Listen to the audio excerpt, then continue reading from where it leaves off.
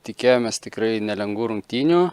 Prieš varžybas šią savaitę treniruojamės, tai treneris kaip ir išskyrė pagrindinius aspektus, kuriuos ruošiamės, tai ir jų žema gynyba, ir jų išėjimai su vartininku. Tai pirmas kėlinys kažkaip sunkiai sekėsi įmušti, realizuoti, daug progų buvo.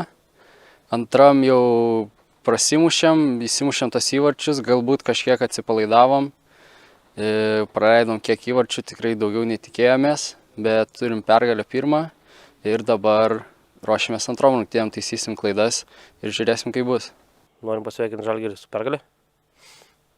Galim sakyti, pelnyta. Daugkartiniai čempionai įrodė savo pranašumą, bet ir dar labiau norėčiau pasveikinti savo komandą, savo vyrus. Visgi ne kiekviena komanda sugeba Žalgiriui 3 įmušti ir duoti gan smagią kovą, vadinkim taip. Davėm paprakaituoti Žalgiriui, kad kaip sakant, nelengva koja. O daugiau ką, serija keliasi į Kėdainius. Bandysim Kėdainiuose, vėlgi kovosim, bandysim žaisti, vėlgi antrų numerių ir bandysim pasiekti teigiamą rezultatą.